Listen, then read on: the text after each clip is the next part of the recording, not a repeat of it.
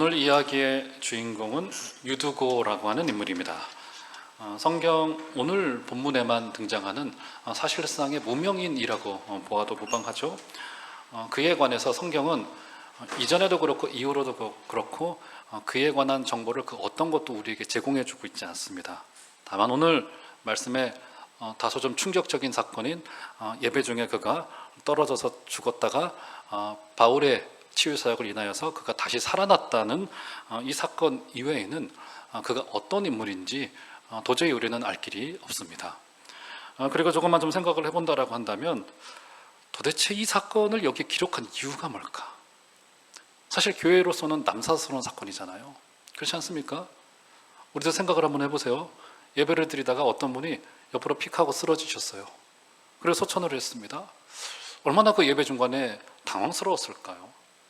담임 목사격이었던 이 바울 선생은 예배하다가 중간에 자신의 눈앞으로 3층에서 난간에서 한 청년이 설교를 듣다가 뚝하니 떨어져서 털썩하니 그 자리에서 요절해버리고 말았어요. 물론 부활을 했지만 이런 것을 봤을 때 도대체 이것 말고도 만약에 오늘 본문이 부활을 가르치고 싶었다면, 단순히 부활이 기적처럼 일어났다는 사실을 알려주고 싶었다면 이 외에도 수많은 여러 사건들이 있었을 겁니다.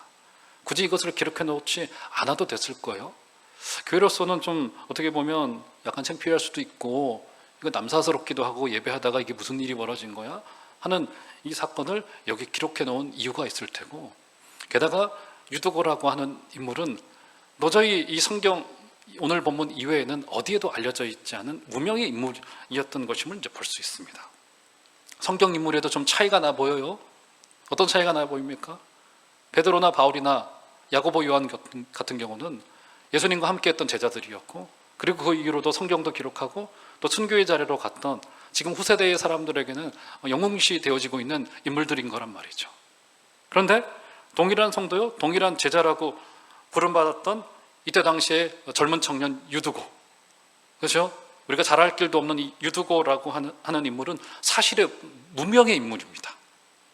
그리고 그가 이 죽었다가 예배에 참여했다가 설교 시간에 졸았고 3층에서 떨어져서 예배 중간에 죽고 다시 살아나는 이 일련의 하나의 사건 속에서 그는 오늘 본문이 어떤 것도 그에 대해서 이야기를 하고 있지 않아요. 무슨 말입니까? 이 사건의 현장에서 그는 주체적으로 말 한마디 하지 않았고 능동적인 주체가 되어 있지 않습니다. 그는 한마디의 말도 없었습니다. 예배 시간에 사모하여서 느지막하게 안에 예배에 참석하였다가 죽고 말았고, 그리고 바울의 기적적인 역사에 의해서 일어났던 이 사건에서 그는 여기에 능동의 주체로는 전혀 등장하고 있지 않습니다. 이런 모든 과정 속에서 말 한마디 없었고 주도적인 결정에 아무런 관여도 했지 못했던 사실상 무명이었던 이 유두고라고 하는 이 제자 성도는 우리가 좀 놓고 세상의 관점으로 좀 놓고 봤을 때, 자녀들의 이름을 지을 때 우리는 바울이라고도 짓고 베드로라고도 짓고 사무엘이라고도 짓고 다윗이라고도 짓기도 하지만 저는 그 누구도 자녀의 이름을 유두고라고 지은 사람을 지금까지 한 번도 보지 못했습니다. 그러면 유두고의 이런 무명의 인생, 유두고의 제자로 살아냈지만 사실상의 능동의 주체의 자리도 잊지 못했고, 당시에 로마 제국 하에서 고단한 인생을 살아내면서 철저히 세상의 먼지와도 같이 아무런 표도 나지 않고 살아냈던 유두고의 인생을 우리가 복음적으로 어떻게 이해하고 어떻게 받아들일 수 있을 것인가? 그리고 이 이야기가 우리에게 조금 더 실제적으로 다가오는 이유 중에 하나가 뭐냐면, 사실은 우리는 베드로, 바울, 야고보, 요한에 가깝기보다는 사실은 유두고에 좀 더 가깝잖아요. 그렇기 때문에 이 이야기는 우리에게 상당한 도전도 되고 위로도 되고, 이 가운데 있는 이 황당스러운 이 도련한 죽음의 기록을 기록해 놓은 이유와 목적이 무엇일까? 과거에 제가 금요기도 시간에 잠깐 아주 간단하게 살폈었으나 오늘은 조금 더 시간을 내서 여기에 담겨져 있는 중요한 메시지들을 좀 파헤쳐 들어가 보면서 대부분의 유두고들로 구성되어진, 우리 교회도 마찬가지고 대부분의 교회들이 그런 거 아니겠습니까? 저도 마찬가지이고요. 그런 자들로, 그런 제자로 부름받은 우리들의 삶이 과연 어떤 의미가 있을까?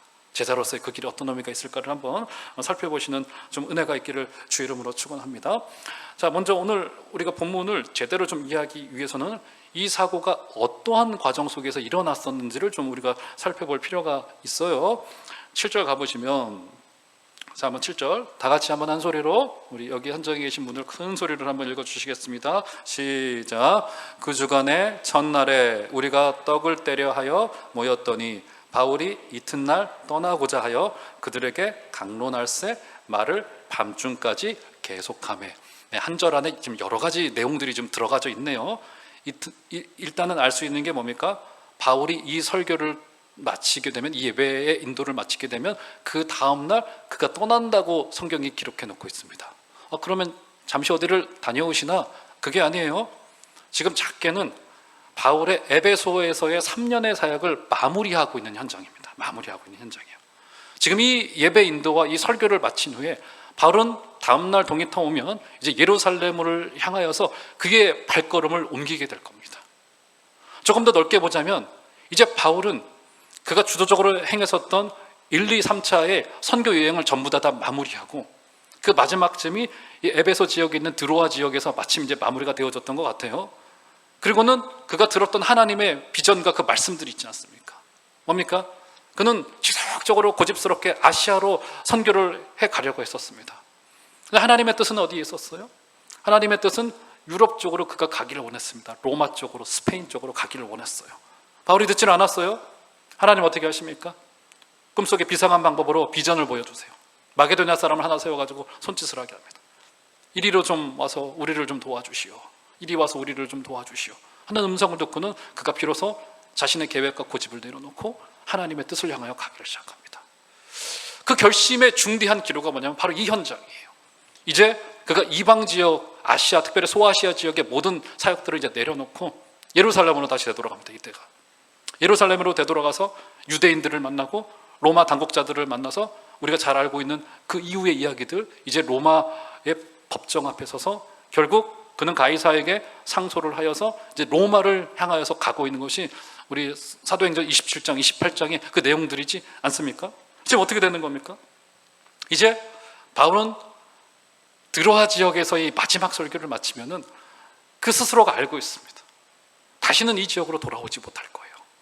그리고 오늘 만나는 이 성도들과 함께 나누는 이 예배의 현장은 그들에게 육성으로 들려줄 수 있는 마지막 설교인 것임을 청중들도 알았고 바울 자신도 아마 직감으로 알았을 겁니다.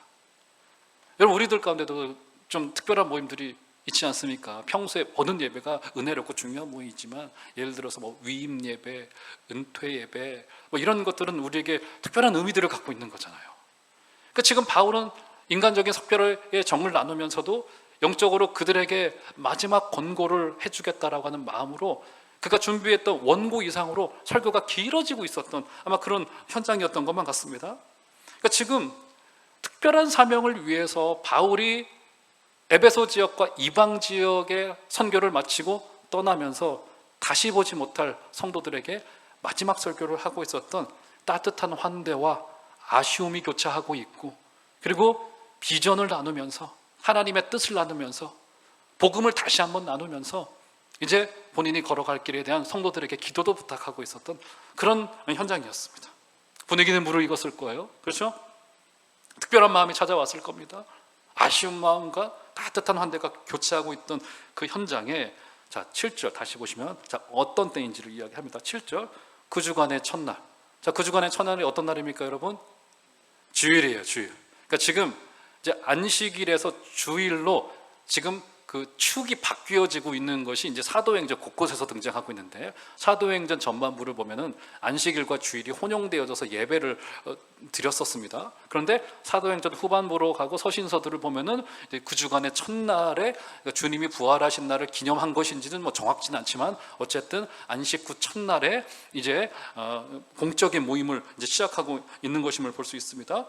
자, 그 첫날에 무엇을 하려고 모여 있습니까? 첫날에 우리가 떡을 떼려 하여 모였다고 말합니다. 자, 떡을 떼려 하여 모였다는 게 어떤 의미라고 제가 말씀드렸죠? 여러 차례 말씀드렸죠? 떡을 뗀다는 것은 클라우라고 하는 헬라 말인데 이것은 전부 성만찬을 이야기를 합니다. 그래서 우리나라 성경 번역자들이 잘 번역을 해놓은 게 그것을 공통으로 떡을 떼다라고 말했어요. 오늘 읽었던 본문에 그게 두 차례 등장합니다. 7절에 한 번 등장하고 11절에 한 번 등장하고, 어쨌든 떡을 뗀다는 것은 성만찬이었고 이것은 그 시간에 공적인 예배가 올려지고 있었다, 공적인 예배로 성도들이 모이고 있었다는 사실을 우리에게 말해주고 있는 겁니다.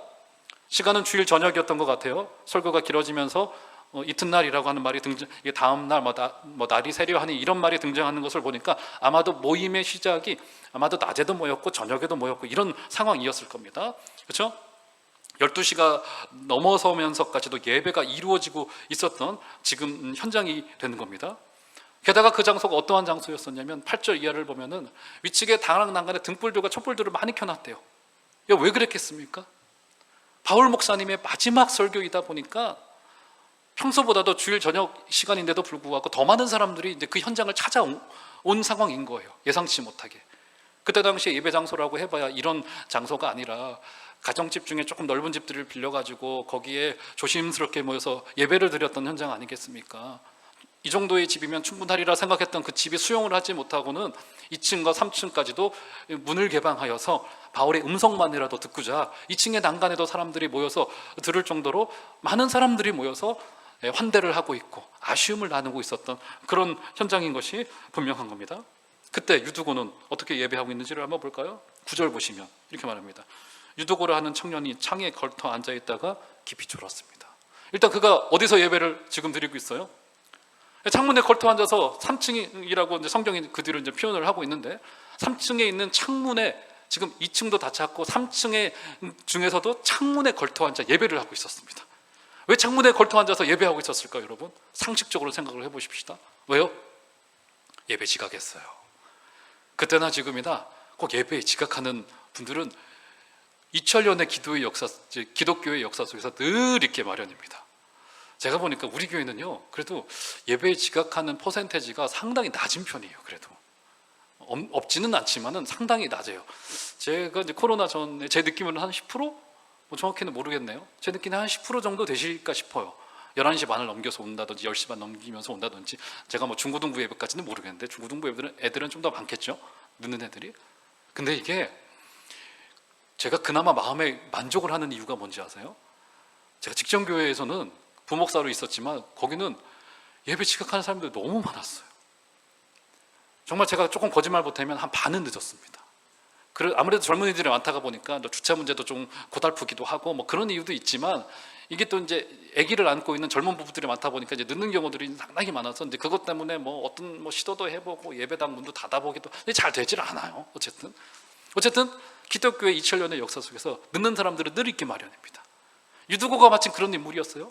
예배 늦게 오다 보니까 1층의 앞자리, 2층에도 앉을 수 없었고 3층의 자리에도 앉지 못하고 끝내 사람들이 빼곡히 들어찬 덕에 그저 창문에 걸터 앉아서 저기 멀리서 설교하고 있는 바울 선생의 음성으로나마 그의 말씀을 가만히 경청하고 있었던 그런 현장이 되어지는 겁니다.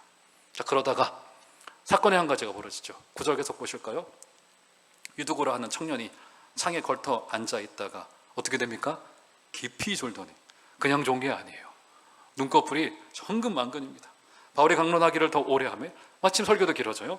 졸음을 이기지 못하여 3층에서 떨어지거늘 일으켜보니 죽었는지라. 여러분, 이거 너무 우스꽝스러운 사건이잖아요.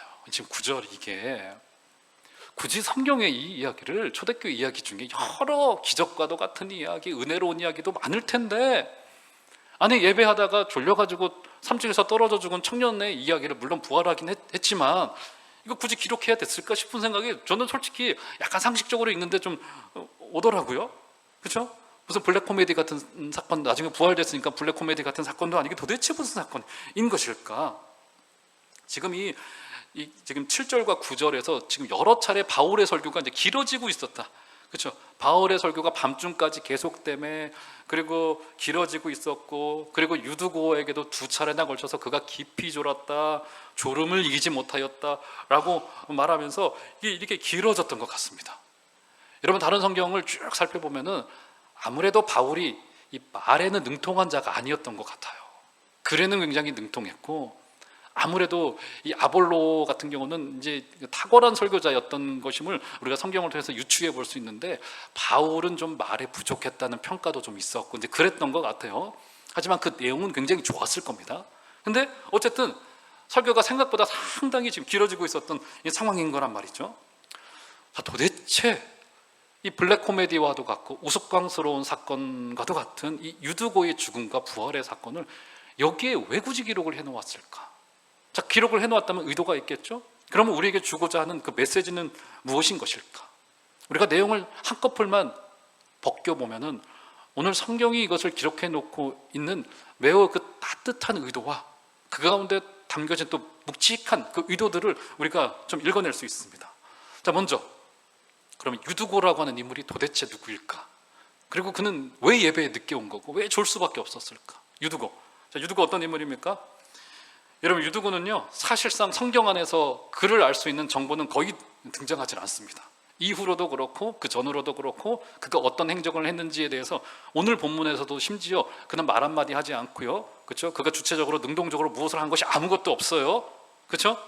자, 그러면 도대체 그는 어떤 인생을 살아냈던 인물일까? 우리가 몇 가지의 힌트를 좀 얻을 수 있습니다. 일단 그의 이름이 헬라 말로 유티코스인데 행복한 사람, 행복자, 즐거운 사람, 이런 이름의 뜻을 가지고 있습니다.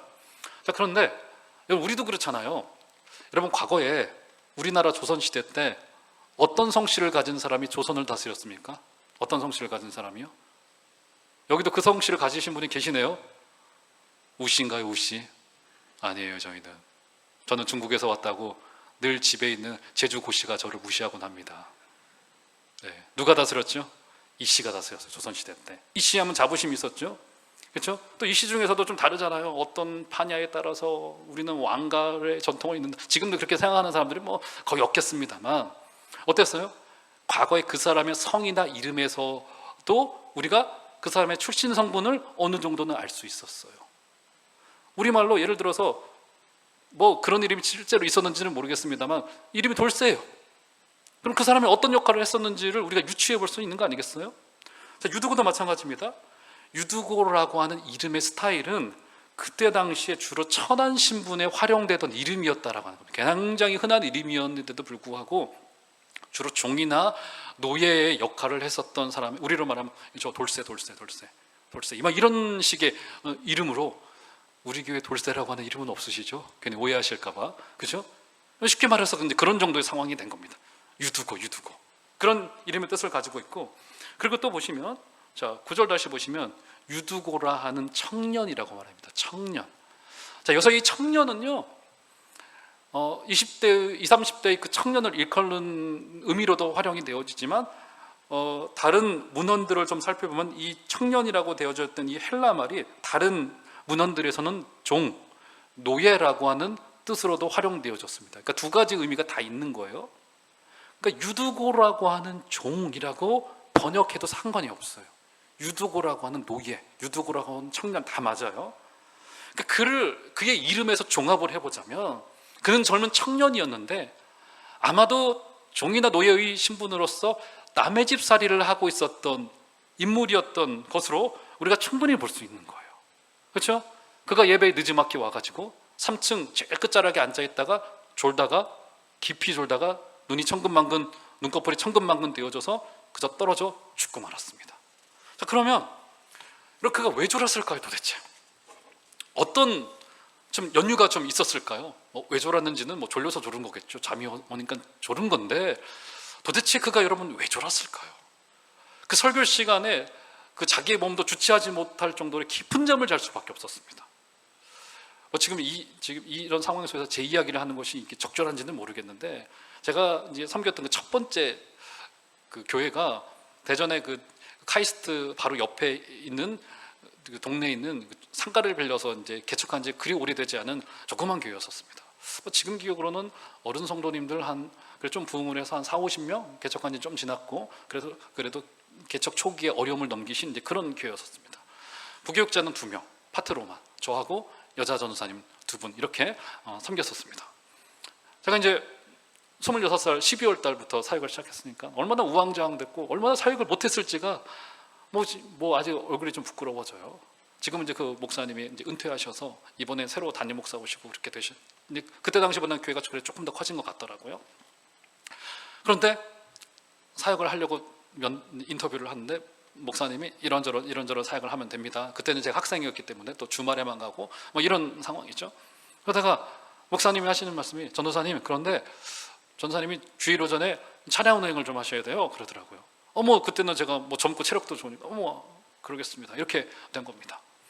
그래서 그 다음 주부터 바로 이제 봉구를 몰고 이제 차량 운행을 시작을 했는데, 이게 이제 조금 시간이 지나다 보니까 이게 쉽지가 않더라고요. 이게 이제 뭐 우리 교회도 마찬가지고 뭐 초대형 교회도 마찬가지고 작은 교회도 사실 한 영혼 한 가정이 중요한 거잖아요. 교회에서 굉장히 멀리 떨어진 그 친자매님들이 계셨는데 그분들이 그 교회를 너무 사모했어요. 담임 목사님 설교를 너무 사모했어요. 그 가정을 꼭 담임 목사님이 또 굉장히 이뻐하는 그런 가정이라 이렇게 모시고 와야 되는 상황이었었습니다. 그런데 제가 주중에는 학교 갔다 오죠. 금요일날 돌아옵니다. 그리고는 금요기도에 갔다가 토요일날 사역을 또 해요. 뭐 얼마 안 되는 우리 중고등부 애들이지만 막 데리고 뭐도 하고 기도회도 하고 합니다.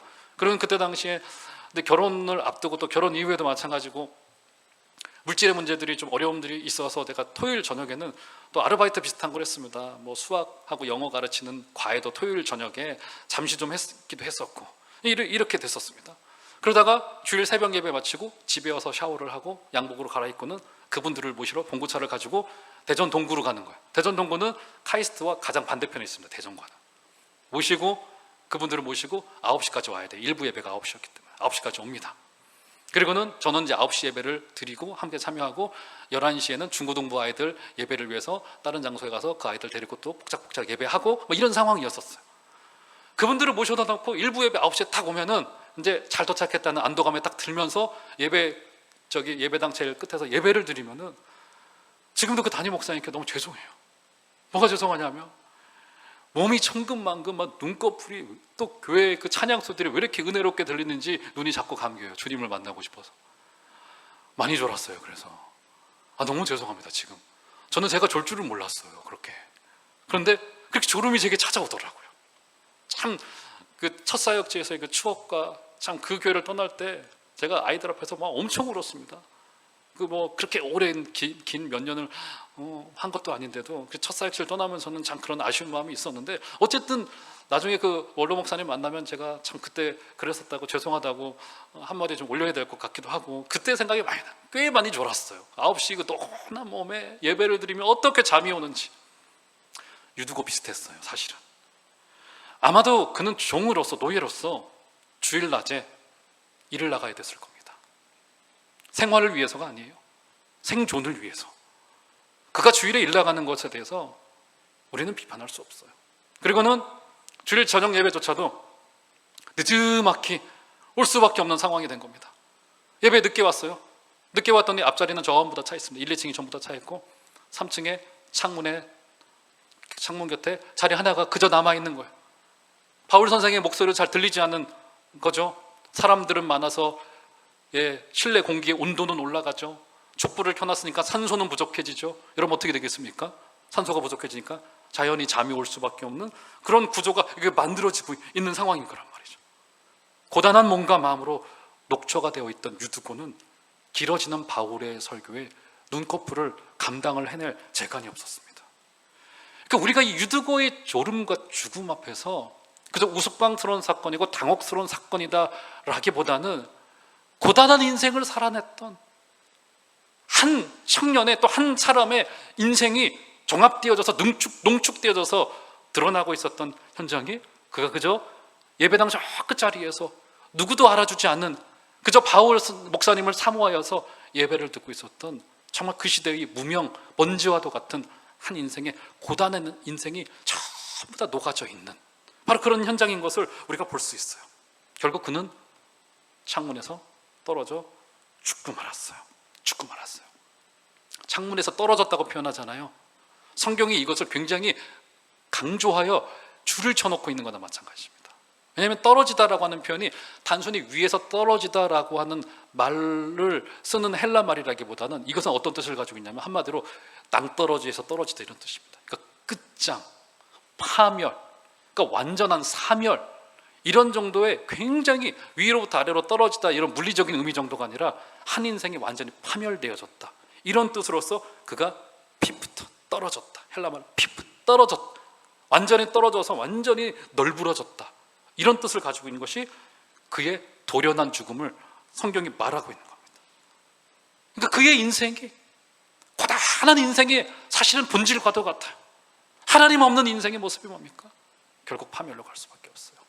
그가 떨어져 죽음으로 말미암아서 결국 이어지던 예배는 중단되고 말아요.